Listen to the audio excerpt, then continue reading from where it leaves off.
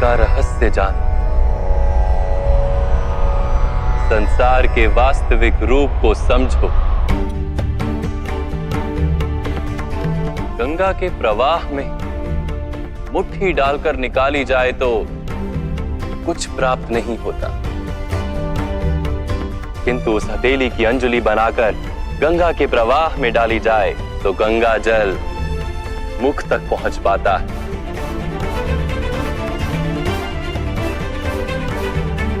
विचार करो पार्थ, अहंकार की मुट्ठी बांधी है या समर्पण की अंजुलि बनाई है तुमने? इस ज्ञान को ग्रहण कर पाओगे?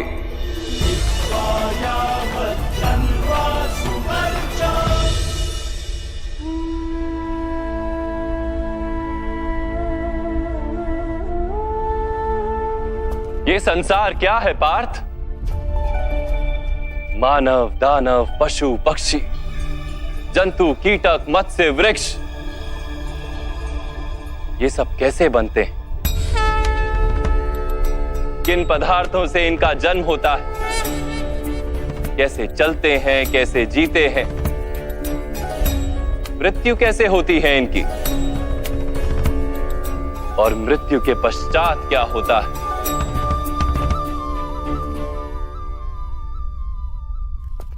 इस रहस्य का विचार करो। मनुष्य की देह मिट्टी से बनी है माधव। जल उसमें रक्त आदि बनकर प्रवाह करता है। अग्नि देह को तापमान देती है और देह में रिक्त स्थानों में आकाश प्रकट होता है। अर्थात धरती, वायु, जल, अग्नि और आकाश, इन पंच महाभूतों से ही शरीर का निर्माण हो।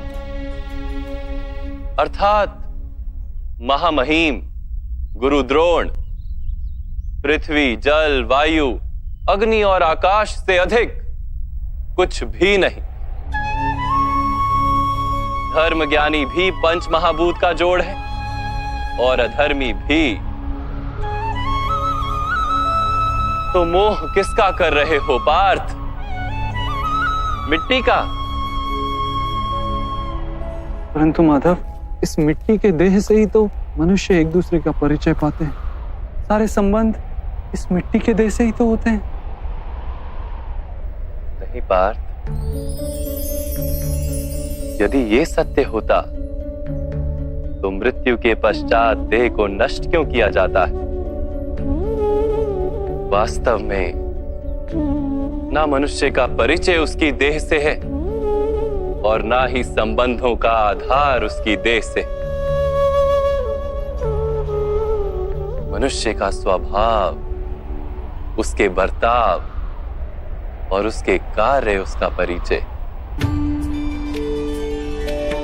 ये स्वभाव, बर्ताव और कार्य कैसे बनते हैं, इसे समझो पार्थ।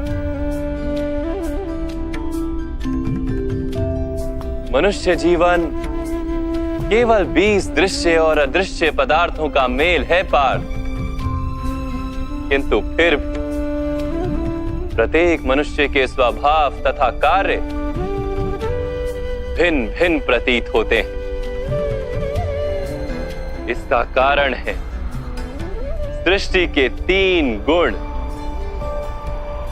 तमस, रजस और सत्व। ये 3 गुण क्या है माधव? तमस का अर्थ होता है अंधकार। बिना अच्छे बुरे का विचार किए जीवन व्यतीत करने को तामसिक व्यवहार कहा जाता है। जैसे पशु पक्षी जीते हैं केवल अपनी शारीरिक इच्छाओं को पूर्ण करने के लिए। सत्व का अर्थ होता है ज्ञान का प्रकाश। जब व्यक्ति प्रत्येक परिस्थिति में धर्म का, सत्य का और परंपराओं का विचार करके व्यवहार करता है, तब उसे सात्विक जीवन कहा जाता है। इन दोनों के मध्य में ऐसा व्यक्ति होता है जिसके पास ज्ञान तो है, पर शरीर और मन की इच्छाओं के साथ बंधा हुआ भी है। ऐसा मनुष्य रजस अर्थात अहंकार पूर्ण मनस्थिति के साथ जीता है। तमस, रजस तथा सत्व गुणों के अधिक या कम मात्रा के मेल से ही मनुष्य का स्वभाव बनता है।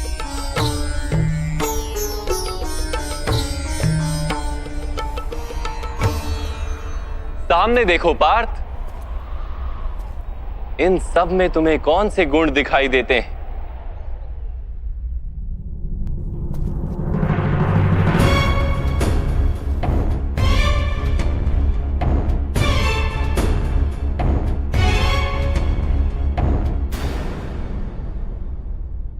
युवराज दुर्योधन धर्म जानते हैं, परंतु वहन नहीं करते। उनके जीवन का केंद्र अहंकार है, अर्थात उनमें तमस कम है, रजस अधिक है और सत्वगुण पूर्णता नहीं।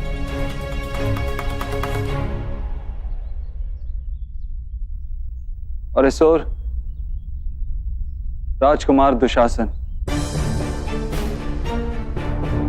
इन्होंने सदैव अपने ज्येष्ठ भ्राता का आदेश माना बिना विचार के, अर्थात इनमें केवल तमस। महामहिम को भी देखो पार्थ, सत्व के साथ तमस का मेल है, अहंकार नहीं है,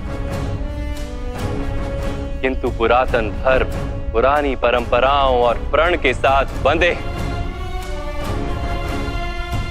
आवश्यकता होने पर भी अपना प्रण नहीं तोड़ सकते।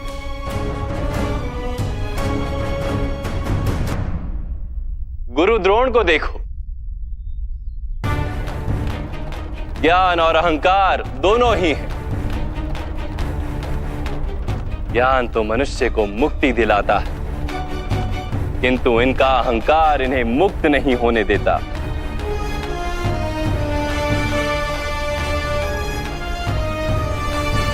परंतु माधव,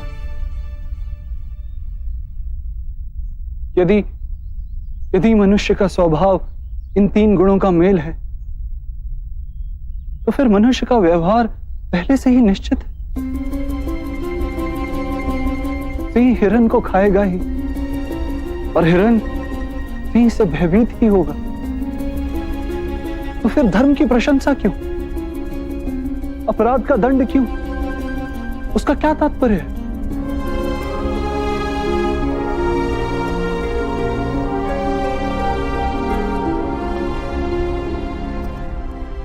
उत्तम प्रश्न है पार्थ, किंतु पहले मनुष्य क्या है ये तो जान लो। मनुष्य केवल 5 महाभूत नहीं, 5 पदार्थ नहीं, 5 ज्ञानेंद्रियां, 5 कर्मेंद्रियां तथा 3 गुण, ऐसी 23 वस्तुओं का मेल भी नहीं। मनुष्य को चलने फिरने तथा कार्य करने हेतु शक्ति की आवश्यकता होती है, और उस शक्ति को चेतना कहते हैं। तो क्या माधव, मनुष्य इसकी चेतना है? नहीं पार्थ, मनुष्य की चेतना के साथ उन 23 वस्तुओं के मेल का नाम प्रकृति है। 24 वस्तुओं से बने मनुष्य नामक यंत्र में वास करता है पुरुष, अर्थात परमात्मा का अंश। उसे आत्मा कहा गया है।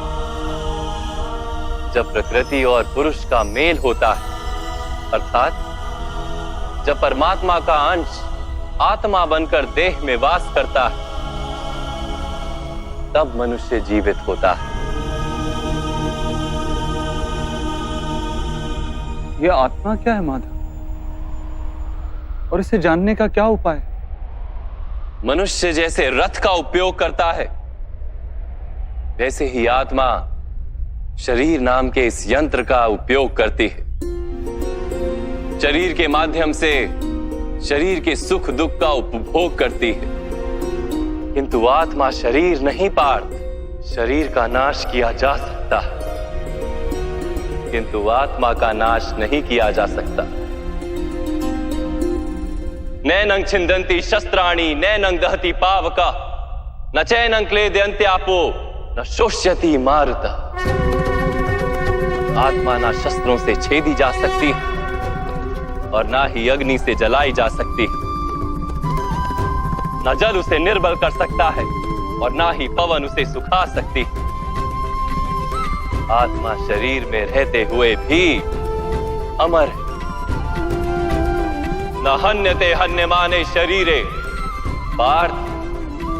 शरीर की हत्या की जा सकती है, किंतु आत्मा की हत्या नहीं की जा सकती। आत्मा तो सर्वव्यापी है, अचल है, स्थिर है, सनातन है। पुराना वस्त्र त्याग कर जैसे मनुष्य नया वस्त्र धारण करता है, वैसे ही आत्मा पुराना शरीर छोड़कर बार बार नया शरीर धारण करती है। परंतु माधव, मैं तो जगत का अनुभव अपने शरीर के माध्यम से ही करता हूं। स्वयं को देह न जानकर मैं आत्मा कैसे जान सकता हूं? स्वयं को आत्मा के रूप में जानना असंभव भी नहीं पार्थ।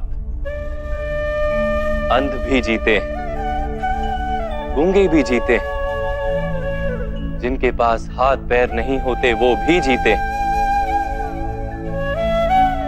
स्पष्ट कि शरीर मनुष्य नहीं, जिसकी चेतना चली जाती है, जिसे मूर्छा आ जाती है, वो भी जीवित रहता है। इसलिए स्पष्ट है कि मनुष्य का चेतन तत्व वो भी शरीर नहीं। इसी प्रकार जो व्यक्ति अपने भीतर खोज करता है, मैं इंद्रियां नहीं, शरीर नहीं, भावनाएं नहीं, विचार नहीं, ज्ञान भी मैं नहीं, जो ये समझता जाता है, वो अंत में स्वयं को आत्मा के रूप में जान ही लेता है। ये आत्मा का क्या कार्य है माधव? जब पर ब्रह्म के भाग हुए, पुरुष तथा प्रकृति बने, तब पुरुष अर्थात परमात्मा के अंश ने आत्मा बनकर प्रकृति की प्रत्येक वस्तु में वास किया। उस आत्मा को मोह तथा अंधकार ने घेर लिया पार्थ। उस मोह निद्रा से जागृत होकर स्वयं को परमात्मा का अंश जानना ही आत्मा का कर्तव्य, उद्देश्य और जीवन कार्य। परंतु माधव, यदि हर आत्मा परमात्मा का अंश है, तो क्या उन्नति और अवगति स्वयं परमात्मा कर रहे? जिस प्रकार कीचड़ में पड़ा रत्न चमकता नहीं, वैसे ही प्रकृति के 24 पदार्थों से घिरी आत्मा को विस्मरण हो जाता है कि वो परमात्मा का अंश है। अधिकतर आत्माएं अपनी देह को ही सब कुछ मानती हैं, स्वयं देह से भिन्न है ये जान ही नहीं पाती। शरीर को जो सुख दुख स्वाद गंध आदि का अनुभव होता है, उसे अपना अनुभव मान लेती है और बदलाव का प्रयास ही नहीं करती।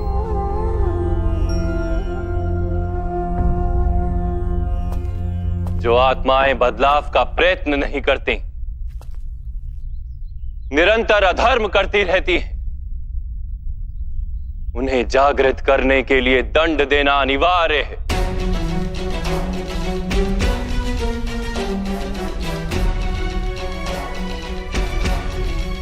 तुम भी ये जान लो पार्थ कि तुम शरीर नहीं, केवल एक आत्मा हो।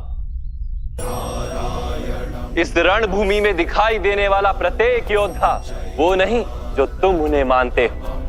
कुछ समय के लिए इन सब ने शरीर में वास किया है, इनके शरीर मरेंगे, किंतु ये सब अमर, वो पुनः नया शरीर धारण करेंगे जब तक स्वयं को शुद्धात्मा के रूप में जान नहीं लेंगे, जब तक अधर्म का त्याग करके धर्म में दृढ़ नहीं होंगे, तब तक ये जन्म लेते और मरते रहेंगे। यही ब्रह्म विद्या का प्रथम पाठ है पार्थ। जो जन्मा है वो अवश्य मरेगा, और जो मरता है वो अवश्य फिर से जन्म लेगा। इस महाज्ञान को सांख्य योग कहते हैं।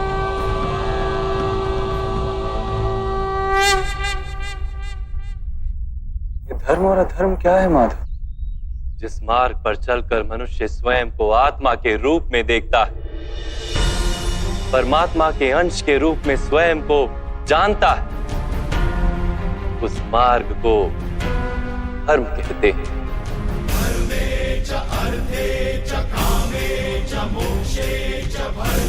जब मनुष्य स्वयं को परमात्मा के अंश के रूप में जान लेता है, तब उसे ये अनुभूति होती है कि ये सृष्टि ही परमात्मा है और ये परमात्मा ही सृष्टि है।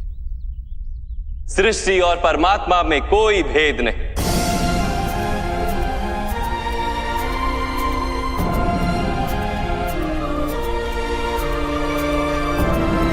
जो मनुष्य ये जान लेता है, वो दूसरे मनुष्यों और प्राणियों की ओर निर्दयी और कठोर नहीं होता। वो ये जानता है कि जीव कटने से पीड़ा केवल जीव को नहीं होती, उसकी अनुभूति समग्र शरीर को होती है। वैसे एक मनुष्य को पीड़ा होती है तो समग्र संसार उस पीड़ा का अनुभव करता है। जब तक संसार में एक मनुष्य भी पीड़ित है,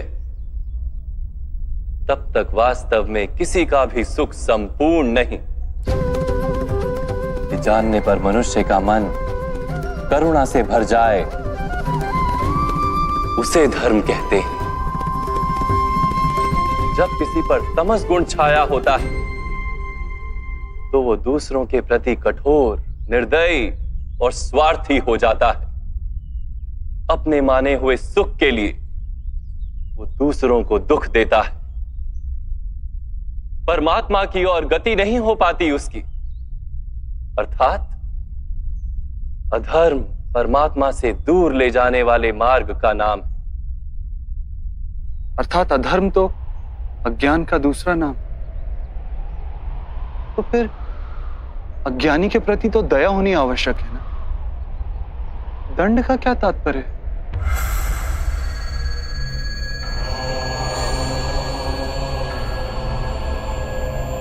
अज्ञानी जब ज्ञान का मूल्य जानने को सजना, ज्ञान पर दृष्टि डालने को भी सजना, तब दंड ही दया है।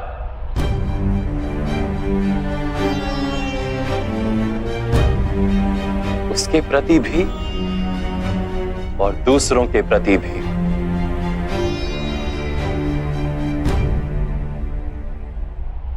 सृष्टि की गति सदा ही परमात्मा की ओर हो, यह अनिवार्य। किंतु कभी कभी ऐसी स्थिति उत्पन्न हो जाती कि अज्ञान, मोह और अधर्म बढ़ जाता है। संसार से धर्म लुप्त हो जाने का भय उत्पन्न हो जाता है। संसार से जब धर्म लुप्त हो जाता है, करुणा भी नष्ट हो जाती है और सत्य भी नष्ट हो जाता है।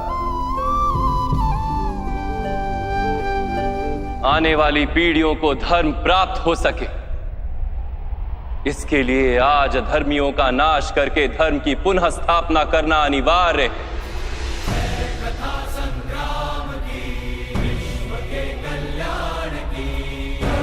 आज भी ऐसी ही स्थिति है पार्थ, और धर्म स्थापना का कर्तव्य तुम्हारा है। इसलिए निर्बलता का त्याग करो और इस युद्ध के लिए सज हो जाओ, और इस युद्ध के लिए सज हो जाओ। युद्ध के लिए सज्ज हो जाओ।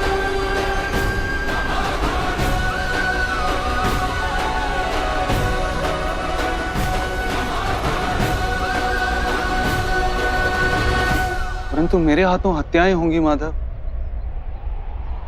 मेरे कारण किसी के प्राण जाएंगे तो मेरे अंतर की करुणा का नाश नहीं हो जाएगा? और यदि धर्म का आधार करुणा है तो क्या मेरी आत्मा धर्मी नहीं हो जाएगी?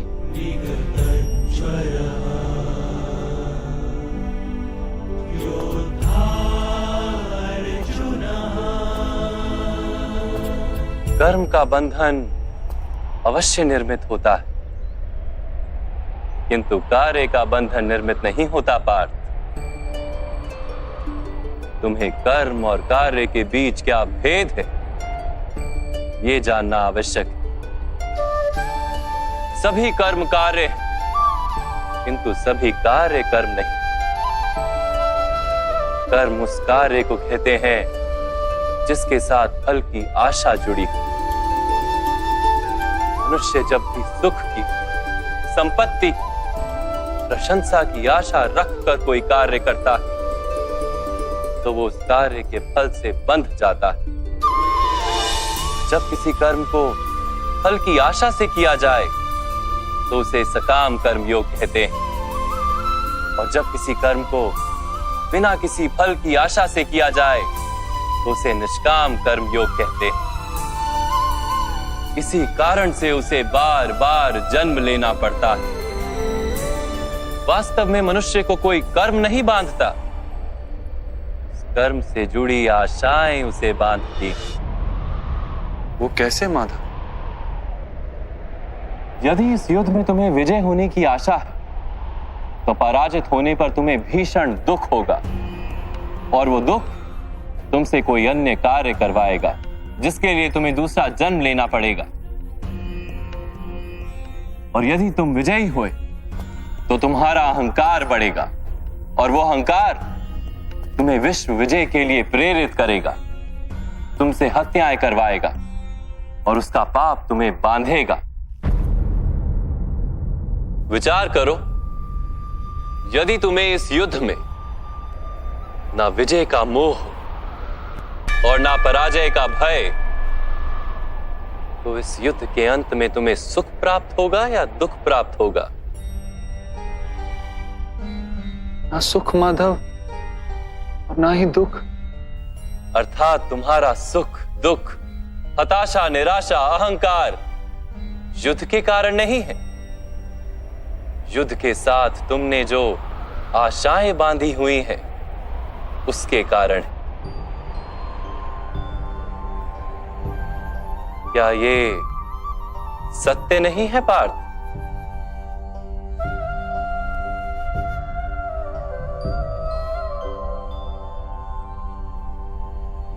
सुख दुखे समे कृत्वा लाभा लाभो जया जयो ततो युद्धाय युज्यस्व नैवं पाप मवाप्स्यसि।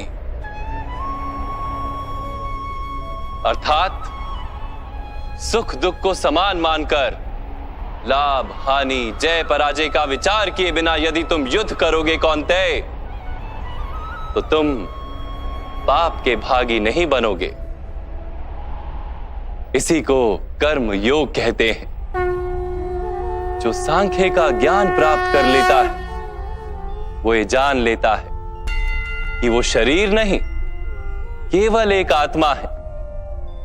शरीर के भोग और अनुभव तो केवल मृत्यु तक है, अर्थात वास्तविक नहीं, केवल माया है।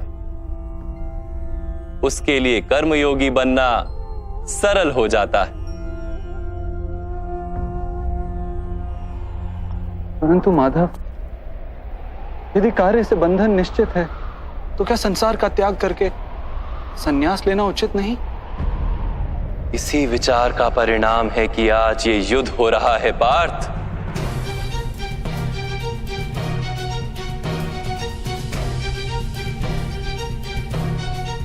विचार करो, जब सत्व गुण से भरे धर्म को जानने वाले लोग कर्मों का त्याग करते हैं तब अधर्म से भरे लोग ही संसार को चलाते।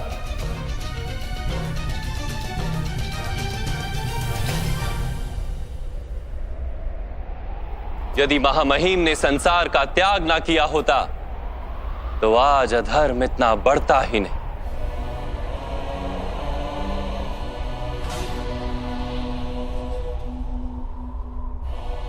और तुम्हारे पिता ने यदि संन्यास ना लिया होता तो आज भ्राता युधिष्ठिर सुख से राज कर रहे होते।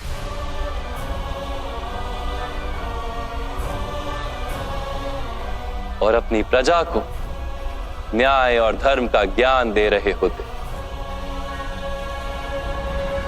किंतु दुखदायक बात तो यह है पार्थ कि सत्वगुण से भरे मनुष्य ही संसार को लाभ दे सकते हैं, किंतु वो ही संन्यास का विचार करते हैं।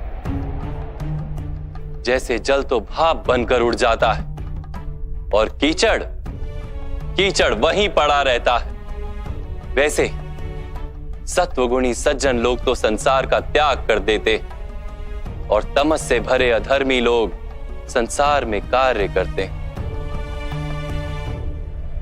इसी कारण से संसार में पाप और अधर्म बढ़ता है।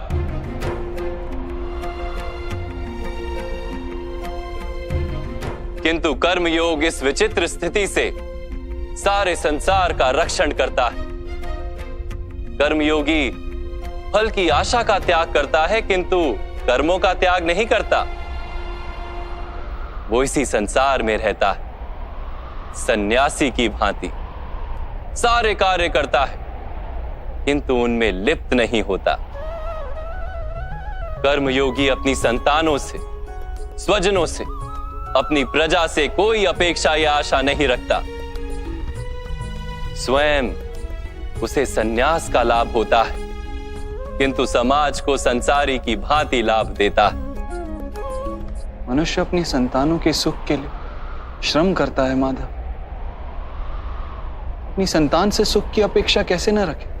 मनुष्य अपनी संतानों के लिए जो भी करता है वो व्यापार है या प्रेम पार्थ?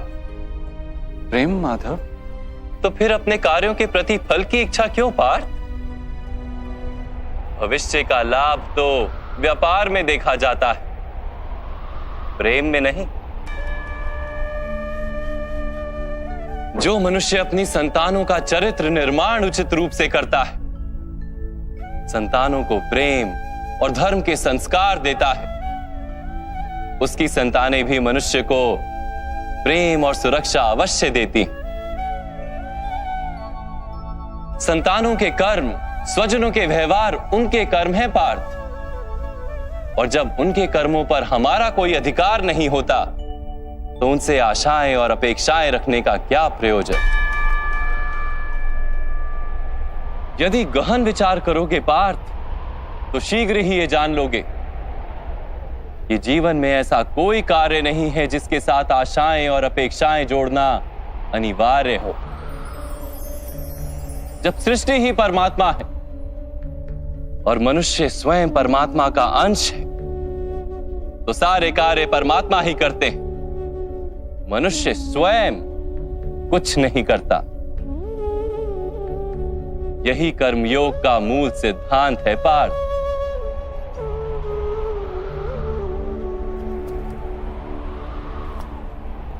तुम्हें भी कर्मयोगी बनकर ये युद्ध करना आवश्यक है पार्थ। त्रिगुणिया विश्या वेदा निस्त्रिगुण्यो भवार्जुना निर्द्वंद्वो नित्य सत्वस्थो निर्योग क्षेम आत्मवान। 3 गुणों का त्याग करके निर्गुण बन जाओ पार्थ। इस द्वंद्व से मुक्त हो जाओ। सदा सत्व अर्थात परमात्मा में बुद्धि लगाकर कर्तव्य का वहन करते रहो। कुछ प्राप्त करने की इच्छा और कुछ प्राप्त किए हुए का रक्षण करने का विचार त्याग दो पार्थ और अपनी आत्मा को स्वतंत्र कर।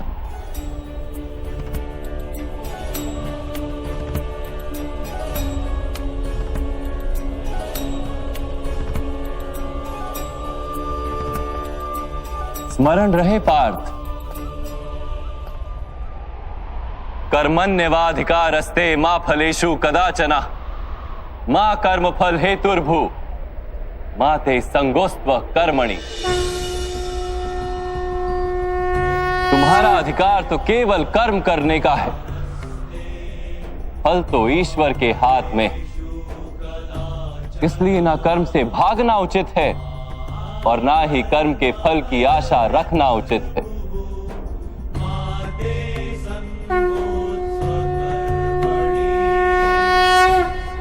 जो फल का त्याग कर दे परंतु कर्म का त्याग ना करे, ऐसे कर्म योगी को कैसे जाना जा सकता है माधव? विश्या विनिवर्तन्ते निरहारस्य देहिनः रसवर्जम रसोप्यस्य परम दृष्ट्वा निवर्तते। सुनो पार्थ, जो स्वाद से छूटने के लिए भोजन का ही त्याग कर देता है, वास्तव में उसके मन से स्वाद की लालसा कभी जाती ही नहीं, उसे दोहरी हानि होती। एक तो वो निर्बल हो जाता है, जिसके कारण परमात्मा को प्राप्त करने का जो प्रयत्न अनिवार्य है उसे वो नहीं कर पाता, और दूसरा सदा ही उसका मन स्वाद की लालसा से भरा रहता है। इसलिए भोजन का त्याग करने से उत्तम है स्वाद की लालसा का ही त्याग कर दिया जाए। कर्म योगी अपने मन की सारी लालसाओं को खींच लेता है, जीवन को कर्तव्य मानकर कार्य अवश्य करता है, किंतु उन कार्यों से जुड़ता नहीं। और पार्थ, जो व्यक्ति अपने कार्यों से आशाएं और इच्छा नहीं रखता, उसी के कार्य पूर्ण होते हैं। एक असफलता से दुखी होकर जिसका मन डोलता नहीं, एक सफलता से आनंदित होकर जो स्वयं को सर्वश्रेष्ठ नहीं मानता, ऐसे ही व्यक्ति को कर्म योगी कहते हैं। और ऐसा व्यक्ति जीवन में बार बार सफल होता है।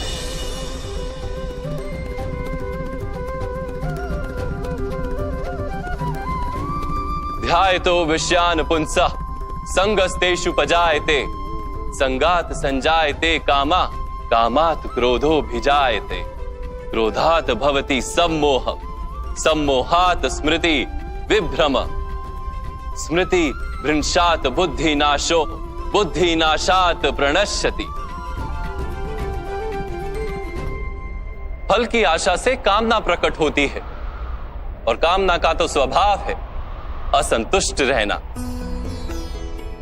असंतोष से क्रोध उत्पन्न होता है, और क्रोध से मोह जन्मता है। मोह के कारण व्यक्ति आचार और व्यवहार का ज्ञान ही भूल जाता है। ज्ञान के जाने से बुद्धि चली जाती है, अनुचित प्रकार के कार्य होने लगते हैं, और समाज ऐसे व्यक्ति का शत्रु बन जाता है, और अंत में ऐसे मनुष्य का पूर्णतः पतन हो जाता है।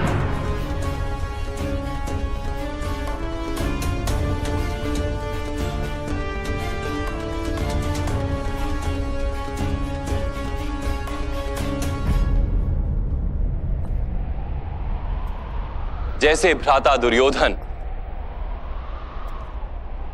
उनके सेनापति महामहिम उनके ही शत्रु हैं, और तुम्हें विजय का आशीर्वाद दिया।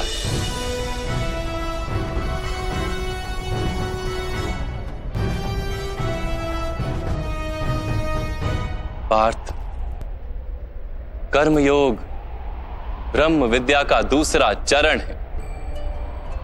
परमात्मा में अपनी बुद्धि स्थिर करो, स्वयं को आत्मा जानो, मिथ्या बंधनों से मुक्त हो जाओ, और फल की आशा का त्याग करके केवल कर्म करते रहो। अपनी बुद्धि को परमात्मा में स्थिर करके कर्म योगी बनने का क्या मार्ग है माधव? पार्थ, सांख्य योग के कारण मनुष्य परमात्मा का निरंतर स्मरण करता रहता है।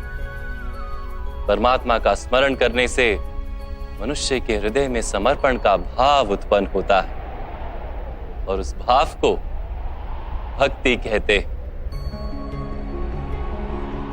भक्ति से मनुष्य को सत्य असत्य का ज्ञान प्राप्त होता है।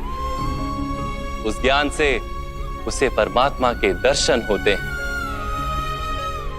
और जिसे परमात्मा के दर्शन हो जाते हैं वही वास्तव में कर्मयोगी बन जाता है और जन्मों के फेरों से छूटकर मोक्ष को प्राप्त कर लेता है। सभी आत्माओं का अंतिम लक्ष्य वही है और धर्म का अंतिम चरण भी वही है। किंतु मैं परमात्मा के दर्शन के बिना समर्पण किस प्रकार कर सकता हूं माधव? परमात्मा के दर्शन करने हेतु अपनी आंखों पर बंधे लालसा, अहंकार, क्रोध और पूर्वाग्रह की पट्टियों को उतारना होता है। अंधेरे कक्ष में बैठा मनुष्य यदि कहे कि उसे सूर्य के दर्शन करने तो उससे क्या कहोगे? यही कहोगे ना कि कक्ष से बाहर आ जाए और आकाश के नीचे खड़ा हो जाए। सूर्य तो सदैव उपस्थित है। वैसे ही पार्थ, ये सृष्टि ही परमात्मा है, परमात्मा ही सब कुछ है। परमात्मा के सिवा कुछ भी नहीं। जो अपनी आत्मा के दर्शन कर लेता है वो परमात्मा के दर्शन कर लेता है। जैसे नमक के एक कण का स्वाद समग्र सागर के स्वाद से भिन्न नहीं होता, वैसे अपनी आत्मा के दर्शन परमात्मा के दर्शन से भिन्न नहीं होते। माधव, क्या आप भी परमात्मा हैं?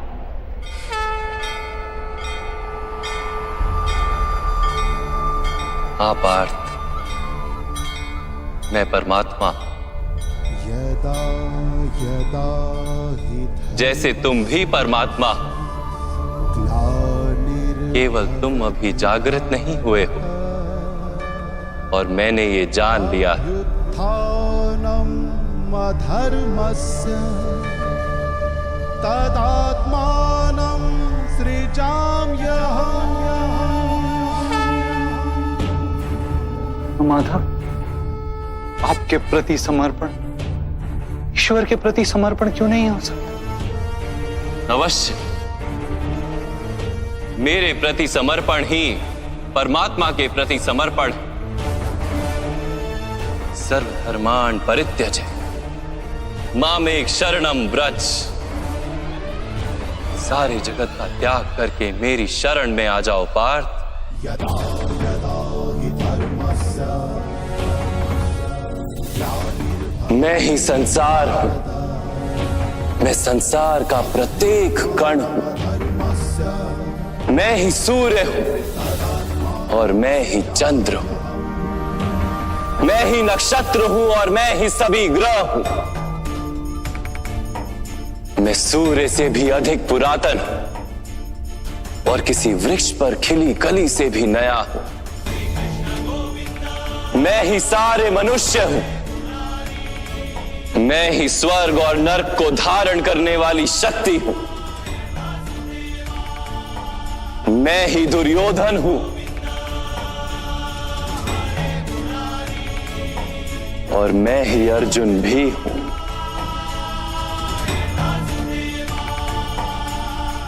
वो कैसे संभव है माधव? आपका जन्म तो बहुतों ने अपने जीवन काल में देखा है।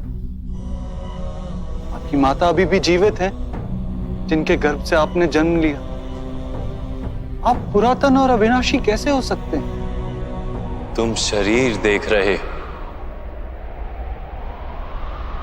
और मैं आत्मा की बात कर रहा हूं। मेरे अनेक जन्म हुए हैं पार्थ। मैंने अनेकों अवतार धारण किए हैं। कई शरीर बने हैं मेरे और इसी मिट्टी में मिले हैं।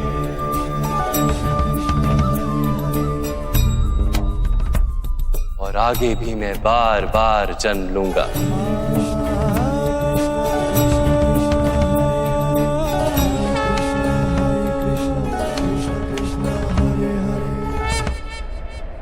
यदा यदा हि धर्मस्य ग्लानिर्भवति भारत अभ्युत्थानमधर्मस्य तदात्मानं सृजाम्यहम्।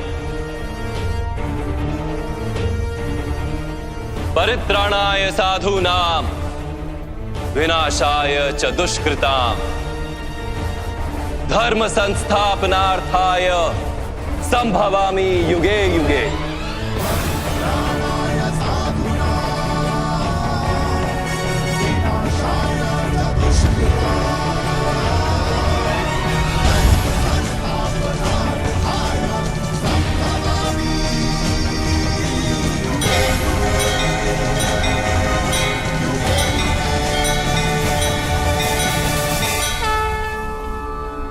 जब जब धर्म को हानि होती है, जब जब अधर्म में वृद्धि होती है, तब तब सत्पुरुषों के उद्धार के लिए, अधर्मियों के विनाश के लिए और धर्म की पुनः स्थापना के लिए मैं ही जन्म लेता हूं।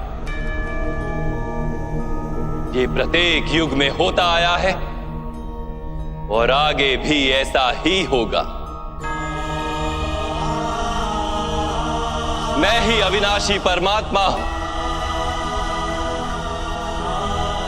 मैं ही मत्स्य भी था और मैं ही वामन अवतार भी। मैं ही परशुराम हूं और मैं ही रामचंद्र भी था। मैं ही ब्रह्मा विष्णु और महेश हूं और मैं ही सरस्वती काली और लक्ष्मी भी।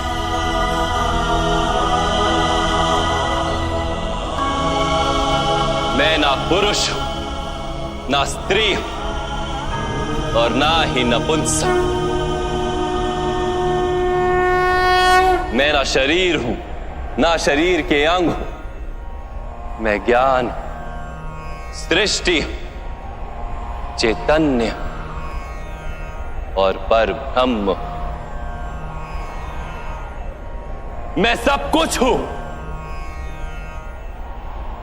और मैं कुछ भी नहीं।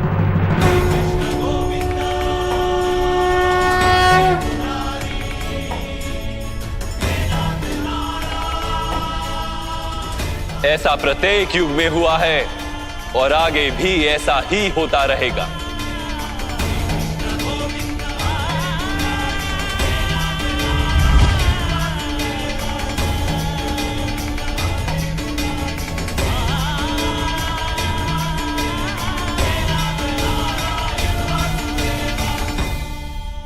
जब तुम आत्मज्ञान प्राप्त करोगे पार्थ, तो स्वयं को मुझसे जुड़ा ही पाओगे। तब तुम भी मेरी ही भांति स्वयं को परमात्मा के रूप में देखोगे। किंतु उस पद को प्राप्त करने हेतु मेरे प्रति संपूर्ण समर्पण अनिवार्य है। समर्पण क्या है माधव? समर्पण मन की ऐसी स्थिति का नाम जब मनुष्य अपने सारे संकल्पों का त्याग कर देता है, स्वयं से किसी प्रकार के निर्णय अथवा प्रण भी नहीं लेता। जिस प्रकार के कार्य उसे दिए जाते हैं उसी प्रकार के कार्य करता है। वास्तव में समर्पण का अर्थ होता है अपने आप, अपने मन को, बुद्धि को, ज्ञान को, इच्छा को, आशा को, अपनी भावनाओं को, अपना सब कुछ किसी को अर्पण कर देना। और ऐसे समर्पण को भक्ति कहते हैं।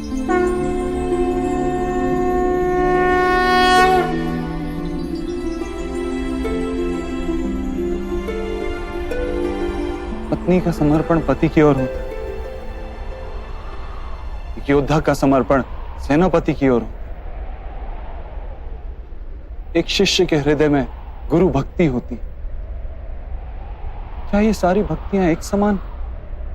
क्या सबको ईश्वर की प्राप्ति होती है? नहीं पार्थ, मनुष्य जिसके प्रति समर्पित होता है उसी के रूप में ढलने लगता है। उसके मन में कोई संदेह, कोई प्रश्न जन्म नहीं लेता। किसी दुष्ट के प्रति समर्पण उस मनुष्य के कार्यों को दूषित कर देता है।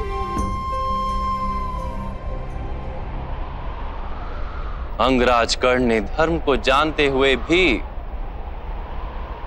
द्यूत सभा में पांचाली को अपशब्द कहे थे। जो 5-5 पुरुषों के साथ संबंध रखती है, वैश्या होती है ऐसी स्त्रियां, वैश्या होती है ऐसी स्त्रियां। उसका कारण था अंगराज का भ्राता दुर्योधन के प्रति समर्पण। इस युद्ध में उन्हें जो दंड मिलेगा वो किसी जन्म या जाति के लिए नहीं, अथवा एक दुष्ट के प्रति समर्पण के लिए उन्हें दंड मिलेगा। इसलिए हे धनंजय, समर्पण उत्तम के प्रति होना आवश्यक है। उसी से मनुष्य उत्तम बनता है। लोहे की माला से अपराधी बांधा जाता है, पीतल की माला से मंदिर के दीपक को बांधा जाता है, और सोने की माला को आभूषण बनाकर गले में धारण किया जाता है। पति भक्ति, स्वामी भक्ति, मित्र भक्ति, ऐसी अनेक भक्तियां होती हैं पार्थ, किंतु सबसे श्रेष्ठ भक्ति तो परमात्मा की भक्ति होती है।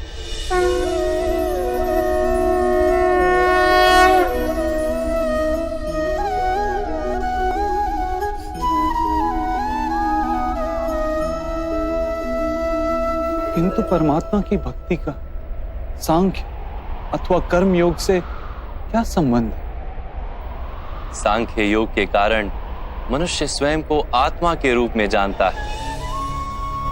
कर्म योग से वो जीवन के बंधनों से छूट जाता है,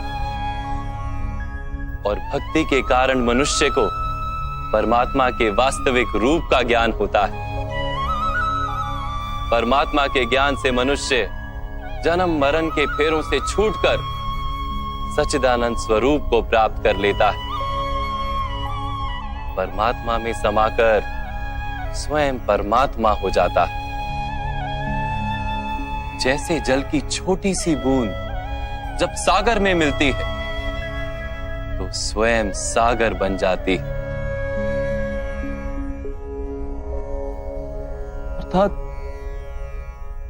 इस शरीर का कोई महत्व ही नहीं है माधव। अवश्य महत्व है पार्थ। शरीर के माध्यम से ही मनुष्य को परमात्मा का साक्षात्कार होता है। मृत्यु और नए जन्म के बीच के समय में आत्मा के ज्ञान में वृद्धि नहीं हो पाती। इस जन्म में प्राप्त अनुभव, ज्ञान, विचार और अभ्यास को लेकर आत्मा नया शरीर धारण करती है। आत्मा की प्रगति और अधोगति शरीर में रहकर ही संभव है।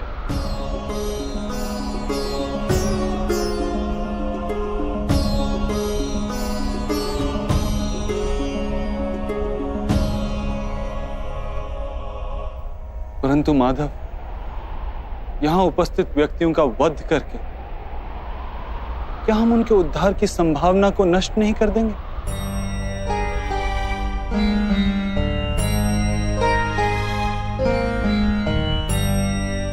तुम्हारे शत्रु धर्म की मर्यादा को तोड़ चुके हैं पार्थ।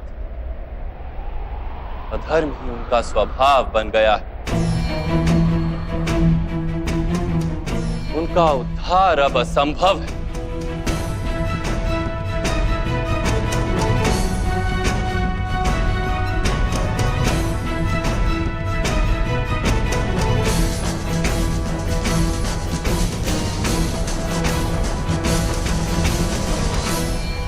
अपराधी को एक सीमा तक ही उद्धार का अवसर दिया जा सकता है। मैंने शिशुपाल के 99 अपराधों को क्षमा किया था, किंतु 100 अपराधों के पश्चात उसे दंड देना आवश्यक था। अपराधी को यदि अपराध करने दिया जाए तो उसका अधिक से अधिक पतन होता है।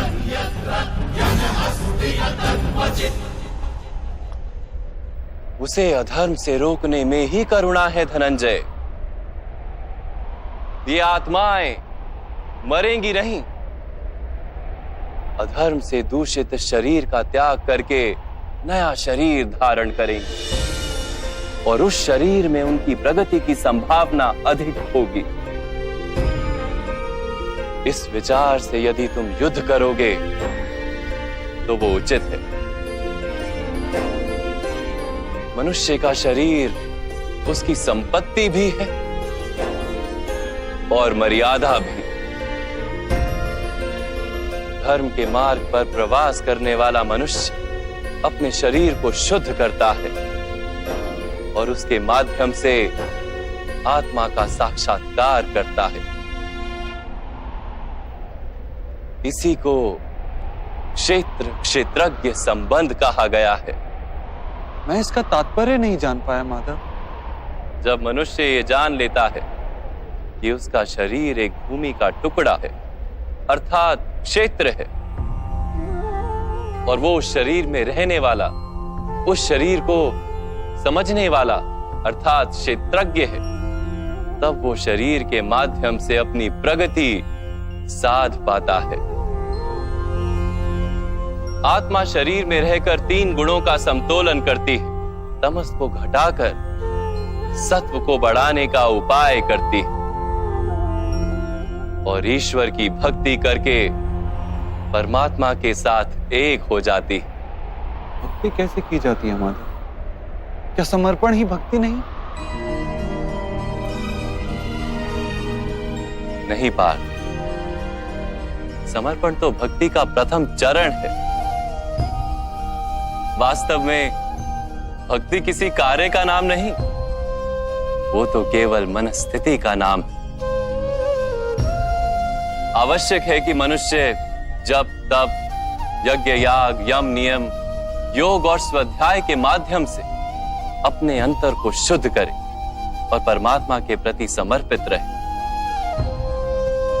मनुष्य अपने सारे कार्य, सभी कार्यों के फल, अपने जीवन का प्रत्येक श्वास परमात्मा को समर्पित करता रहे।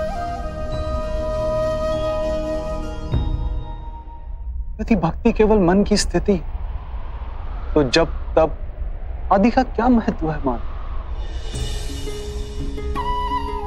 जैसे आज धोया हुआ पात्र कल पुनः मैला हो जाता है, वैसे ही मनुष्य का मन बार बार परमात्मा से विमुख हो जाता है।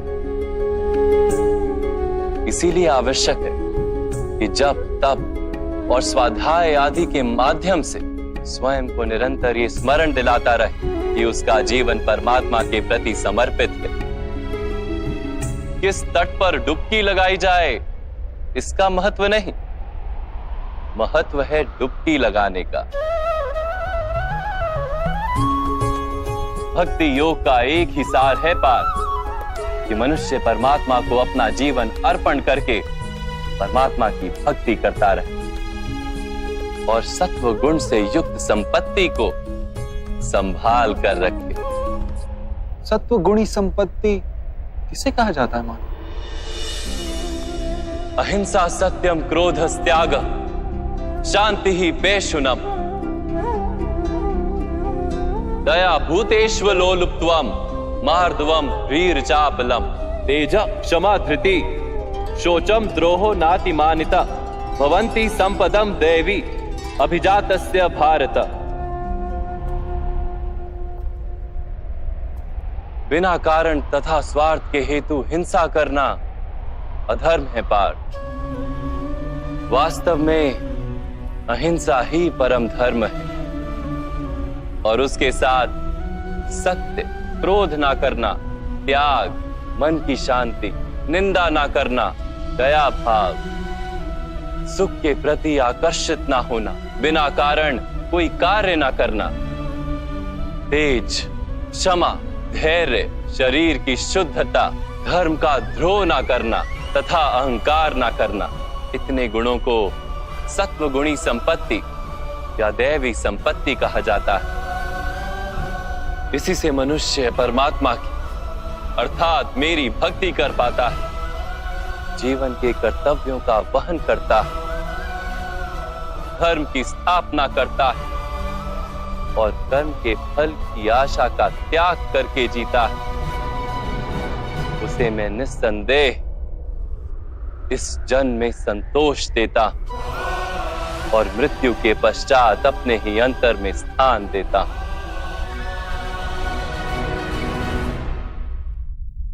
आपका रूप कैसा है माधव? सांख्य योग के माध्यम से मैंने ये जाना कि मैं एक आत्मा हूं, अमर हूं और इस नश्वर शरीर में केवल कुछ समय के लिए वास करता हूं। कर्मयोग के माध्यम से मैंने ये जाना कि जो फल की इच्छा का त्याग कर केवल कर्म करता है, उसे जीवन में शांति और सफलता प्राप्त होती है। भक्ति योग के माध्यम से मैंने आपके प्रति समर्पण का महत्व जाना।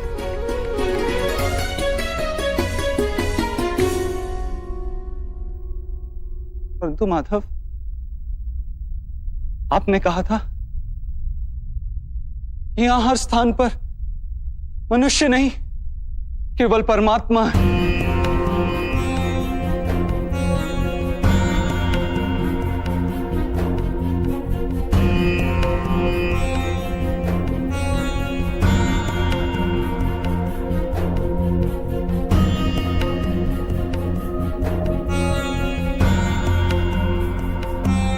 किंतु अब भी मुझे यहां केवल मनुष्य दिखाई दे रहे, केवल मनुष्य माधव।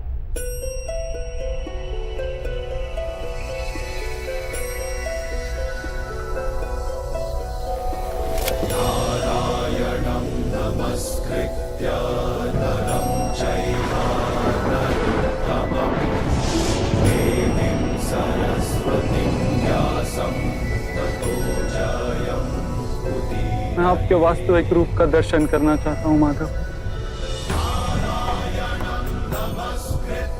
आपकी शक्ति, आपका ज्ञान, तेज और ऐश्वर्य से युक्त परमात्मा स्वरूप को प्रत्यक्ष देखना चाहता हूं माधव। मुझे अपने अविनाशी स्वरूप का दर्शन दीजिए माधव। मेरे सारे संदेहों को नष्ट कर दीजिए।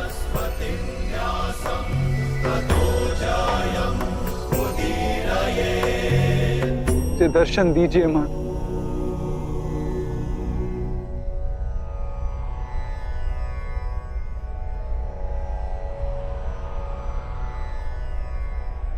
देखो पा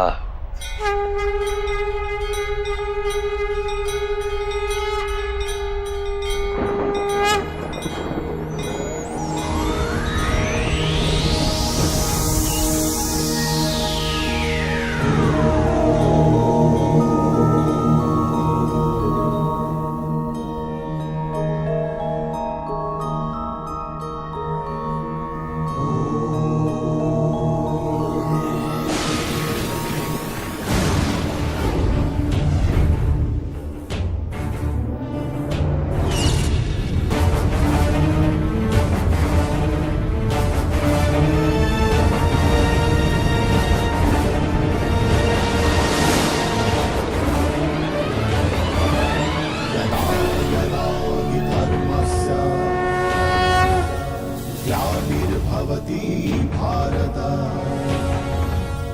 अभ्युत्थानमधर्मस्य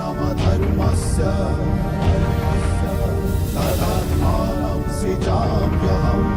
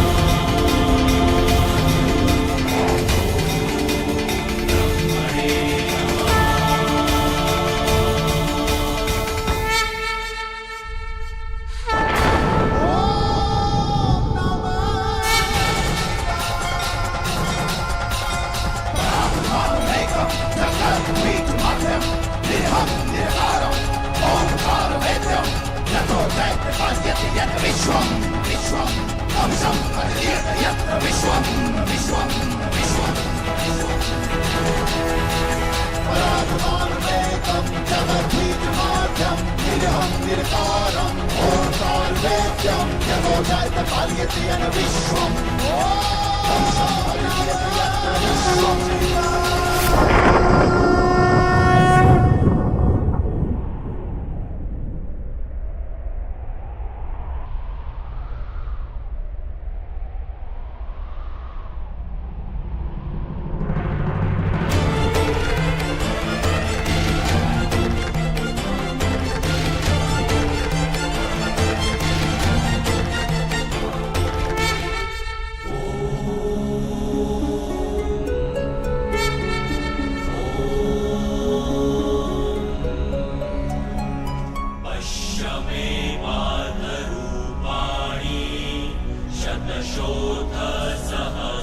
सांख्य योग से कर्म योग, कर्म योग से भक्ति योग और भक्ति योग से ज्ञान योग की प्राप्ति होती है।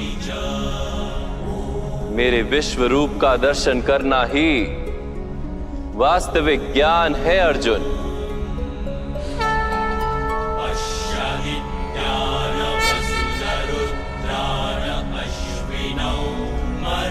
यही एक ज्ञान है जो विश्व में सारे ज्ञानों तथा विज्ञानों का आधार है। यही ज्ञान मुक्ति प्रदान करता है। देवताओं को भी जो दर्शन सरलता से प्राप्त नहीं होते, ऐसा वास्तविक रूप में तुम्हें दिखा रहा हूं अर्जुन।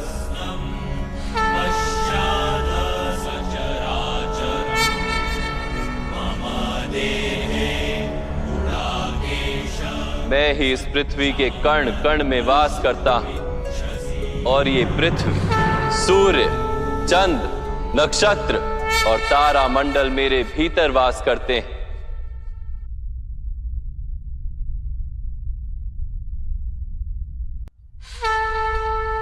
मैं ही सत्य हूं, मैं ही संपूर्ण हूं, मैं ही जीव और मैं ही शिव।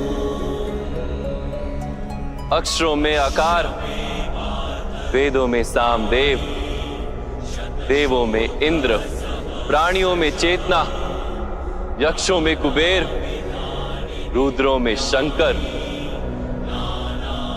वसुओं में अग्नि, पर्वतों में सुमेरु और ऋषियों में भृगु, ध्वनियों में ओमकार, यज्ञों में जाप और वृक्षों में पवित्र पीपल, बुद्धि में स्मृति, मेधा, धृति और क्षमा मैं ही हूं। कीर्ति मैं ही हूं। गंधर्वों में चित्ररथ हूं, देवर्षियों में नारद हूं और मुनियों में कपिल, अश्वों में उच्च श्रवा, हाथियों में ऐरावत हूं और पशुओं में सिंह, पक्षियों में गरुड़, मनुष्य में राजा और शस्त्रों में वज्र, गायों में कामधेनु, सर्पों में वासुकी, शेषनाग, यमराज, वरुण देव और वायु भी मैं ही। भगवान राम, पवित्र गंगा, सृष्टि में आदि मध्य तथा अंत भी मैं ही। ब्रह्म विद्या, महाकाल और ब्रह्मा, प्रभाव, विजय, सत्व, निश्चय, दंड, शक्ति, नीति, मौन तथा तत्व ज्ञान भी मैं हूं। वासुदेव, अर्जुन, वेद व्यास, ऐसा कुछ भी नहीं जो मैं नहीं। ऐसा कोई स्थल नहीं जहां मैं नहीं हूं। मैं ही समय हूं और मैं ही जीवन और मृत्यु हूं अर्जुन। यहां उपस्थित सभी मनुष्यों की मृत्यु बनकर खड़ा हूं।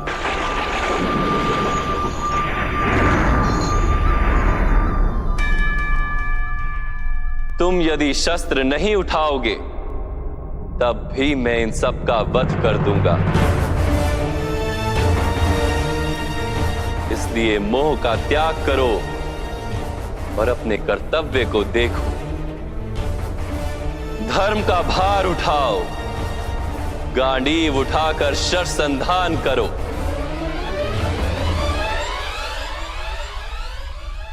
युद्ध करो अर्जुन, युद्ध करो।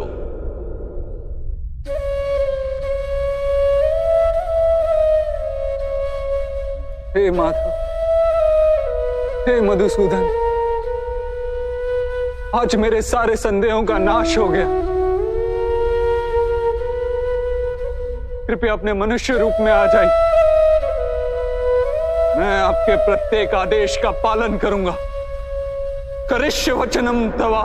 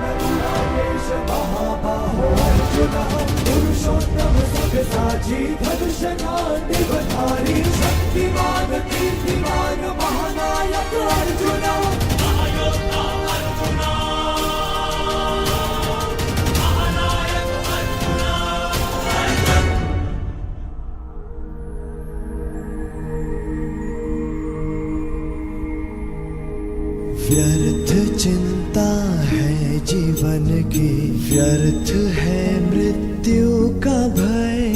आत्म को ना मार पाते शस्त्र अग्नि असमय।